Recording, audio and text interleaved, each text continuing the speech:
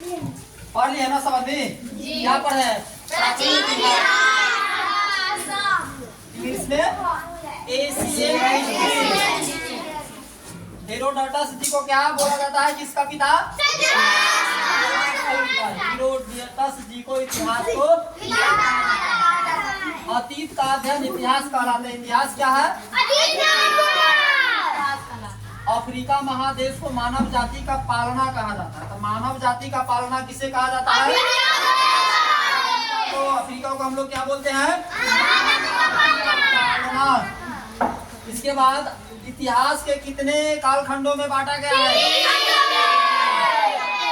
एक प्रागैतिहासिक काल, ऐतिहासिक काल और तेसरका ऐतिहासिक काल। एक क्या है? प्रागैतिहासिक, दो हो गया। यह समझ गए? बस 9 ही पढ़ना है, 9।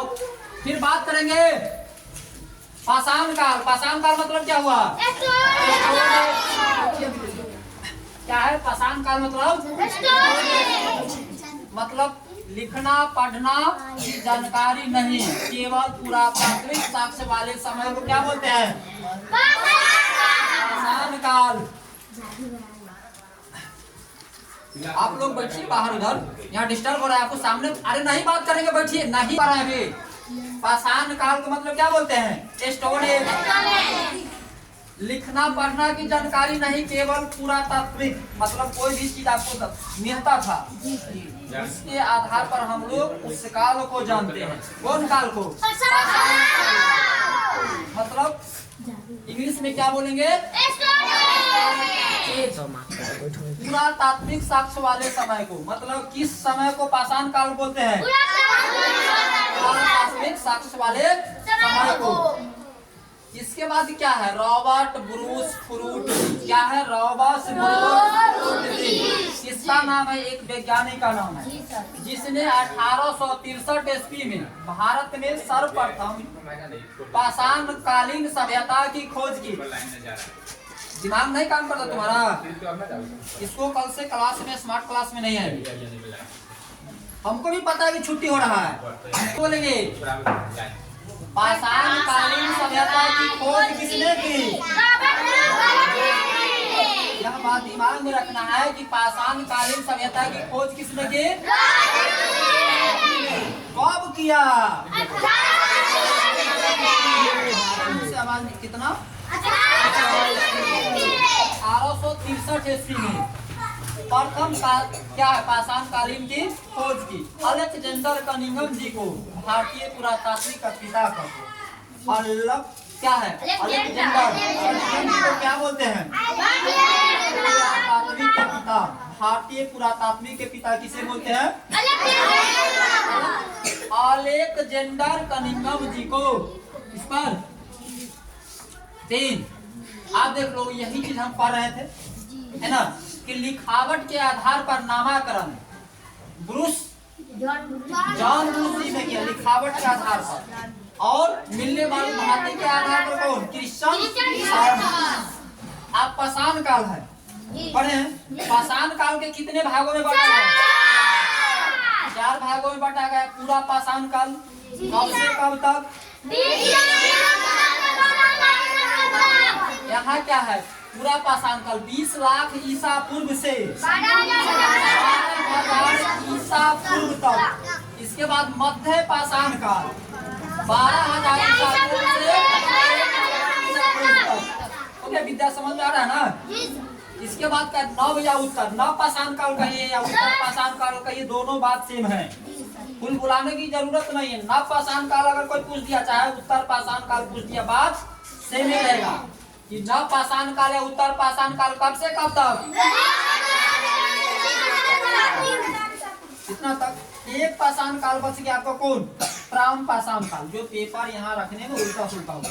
लेकिन यह क्या है? अस्थायी आवास, मतलब अस्थायी घर। क्या बोलते हैं? अस्थायी आवास। कृषि मतलब खेती करना। पशुपालन, मवेशियों को पालना। पहिया मतलब गाड़ी रुकने वाला कोई भी चीज, पहिया। मन का मतलब क्या होता है? घारा, जिसमें हम लोग पानी रखते हैं। इस सब का आविष्कार कब हो गया था? नव पाषाण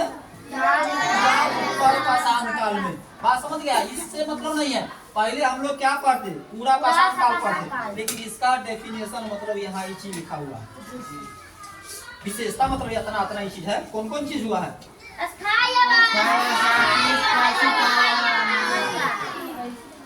बात समझ में आ रहा है सबको? अस्थायी आवास कौन काल का देन है? पाषाण काल की। पहिया कहिया निर्माण हुआ? 1000 ईसा पूर्व से कौन काल में?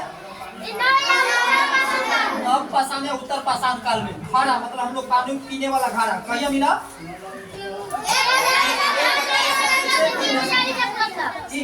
कौन काल में? उत्तर पाषाण काल में। कृषि मतलब किसानी कब से कर रहे हैं? नव पाषाण या उत्तर पाषाण काल से। ठीक है? यहाँ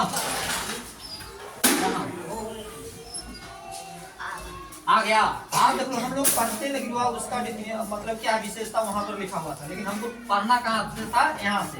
पूरा पाषाण काल में मानव इतिहास का प्रारंभिक समय मानव को आदि मानव खानाबदोश संग्राहक मानव पशु को समान पेट भर। कब की बात हो रहा है? पूरा पाषाण काल। पूरा पाषाण काल में मानव मतलब आदमी का क्या काम था? उसका पेट भर जाए उतना ही काम। उस मानव को कौन मानव कहा जाता था? पूरा पाषाण काल आदि मानव। क्या है यहाँ पर है ना? आदि मानव। पूरा पाषाण काल में मानव इतिहास का प्रारंभिक काल है, मतलब शुरू का काल। उस समय मानव को किस नाम से जानते थे? खानाबदोश। खानाबदोश मतलब क्या होता है? खाद खाद संग्रहक, ठीक है ना? इसके बाद सबसे बड़ी उपलब्धि आग की खोज। आग की खोज कब हो गया था? पूरा पाषाण काल में ही, लेकिन प्रयोग करना नहीं जाना। खोज हो गया कब? हो गया ना? आग की खोज, चित्रकारी मतलब फोटो बनाना। प्रारंभ में पत्थर के बड़े बड़े औजार शिकार के लिए। औजार क्यों बनाता था? शिकार के लिए। जानवर को मारने के लिए। चाहे मछली पकड़ने गया तो बंसी नहीं था, उसने क्या कहा? पत्थर लेकर उस पर पटक दिया, मछली पकड़ा गया। लेकिन उसके पास उतना दिमाग नहीं था कि मछली चटनी उड़ जाएगा के बारे में उसे कोई मतलब नहीं। वो तो पशु के समान था ही, इसी तरह उसको पेट भर जाए बात खत्म, और कुछ उससे मतलब नहीं। इसके बाद कहाँ है? या क्या है? शिकार करने के लिए क्या करता था? पत्थर के बड़े बड़े औजार बनाते थे। कहाँ से हमको यहाँ चीज सब देखने को मिला है? भीमबेटका। क्या है? भीमबेटका कहाँ है? अब्दुल्लागंज। आप देखो कोई पूछेगा कि भीमबेटका कहाँ है, तो कभी आप मध्य प्रदेश ऑप्शन रहेगा तो मध्य प्रदेश बोलेंगे। मध्य प्रदेश अगर नहीं रहेगा तो अब्दुल्लागंज रहेगा। अब्दुल्लागंज नहीं रहेगा तो रायसेन रहेगा। मतलब यह क्या है? भीमबेटका मध्य प्रदेश के अब्दुल्लागंज रायसेन जिले में स्थित है, जहाँ से चित्र देखने को मिलता है। आगे बढ़े। इसके बाद क्या करा? मध्य पाषाण काल। क्या नव पाषाण और उत्तर पाषाण की विशेषता पहली पढ़ ली है। इसके बाद नव पाषाण पढ़ रहे हैं, है ना? इसके बाद क्या आ रहा है? मध्य पाषाण काल। मध्य पाषाण काल को माइक्रोलोथिस कहते हैं। काहे ना कहते हैं? यहाँ हथियार छोटे आकार के थे, इसलिए उसको जानकारी हुआ। पहले हम लोग क्या पढ़े? चौक पर से लिखना स्टार्ट किए। इसके बाद व्हाइट बोर्ड लगाए थे, मार्कर से लिखना स्टार्ट कर दिए। तो क्या हो गया? मार्कर वाला समय, मतलब उसका कुछ जानकारी हो गया। तो बड़ा औजार न बना करके छोटा औजार बनाने लगा। कब? मध्य पाषाण काल में। और उसका क्या किया? इसलिए इसी समय में अंत्येष्टि मतलब क्या? अंतिम संस्कार, मतलब जो आदमी मरता था उसको जलाने का काम कब से शुरू हुआ? काल से। सीधा से बच्चों पैर आदि करके कब से शुरू हुआ? सब लोग तुम लोग से आप बिल्कुल, तो तुमको तो इस पर ज्यादा ध्यान देना चाहिए, क्योंकि तुमको लिए ही यह चीज बन रहा है। क्योंकि तो बन रहा है संसार में जितने भी लोग हैं, तुम्हारे यहाँ भी है, और जो अगर मास्टर बनने का सोचता होगा उसके लिए भी है, कलेक्टर साहब की तैयारी करता होगा उनके लिए, दरोगा साहब की तैयारी करता होगा, सबके लिए यह पढ़ाई है हमारा, है ना। हम लोग क्या पढ़ रहे थे अभी? मतलब अंतिम संस्कार कौन काल का दिन है? 12वीं ही जानकारी हो गया। और क्या है? अस्थि पंजर का अवशेष कहाँ?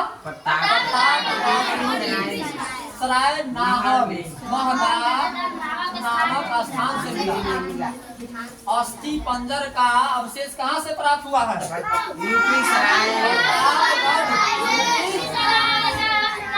नाहर से मिला है। चलिए आगे बढ़ते हैं, इसको स्पीड में पढ़ते हैं। इसके बाद क्या आ गया?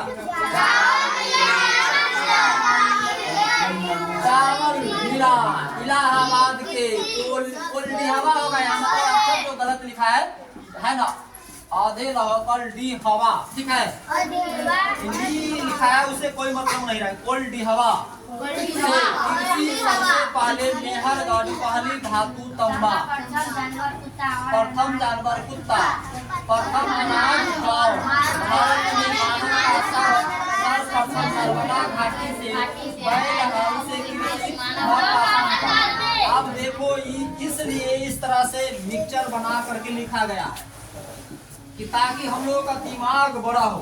अब लिखे, आप पढ़ने में मन लग जाता है तो उसको पढ़ियो के छोड़ देता है, और न मन लगता है तो ये उसको छोड़ देता है। इसलिए न मन लगने वाले बनाया गया है कि जब भाई सर जी एगो बढ़िया पढ़ाते हो, खराब क्यों पढ़ाते हो, तो वहू से बढ़िया यह। आप देखिए फिर बात करेंगे। चावल मतलब क्या है? कृषि सबसे पहले कहाँ हुआ? कृषि सबसे पहले मेहरगढ़ में। चावल कहाँ मिला? में। अब देखिए अच्छा लग रहा है ना कि चावल कहाँ मिला? इलाहाबाद के कोल्डिहवा में। कृषि सबसे पहले कहाँ हुआ? पहली धातु कौन है? अब देख रहा है ना, प्रथम जानवर कौन है? प्रथम अनाज कौन है? भारत में मानव का साक्ष्य कहाँ मिला है? घाटी में।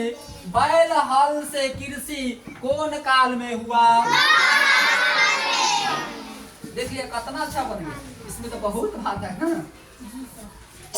लेकिन यार लिखे हैं इस तरह से तो लगा है कि ना तो नहीं घटपट है, लेकिन घटपट में ही सब कुछ इसमें है ना। एकदम आप अच्छा लग रहा है। चावल मिला कहाँ है? इलाहाबाद के कोल्डिहवा में। कृषि का सबसे पहले मेहरगढ़ में। पहली धातु तांबा, प्रथम जानवर कुत्ता, प्रथम अनाज जौ। अब भारत में मानव का साक्ष्य सर्वप्रथम कहाँ मिला? इसके बाद बौल और हाथ से कृषि कब शुरू हुआ? काल में। सात। अब आ गया जो चौथा राम पाषाण काल, है ना? राम पाषाण काल मतलब क्या हुआ? धातु की खोज हुआ। राम पाषाण काल, तांबा की खोज। कौन धातु की खोज? औद्योगिकरण की शुरुआत।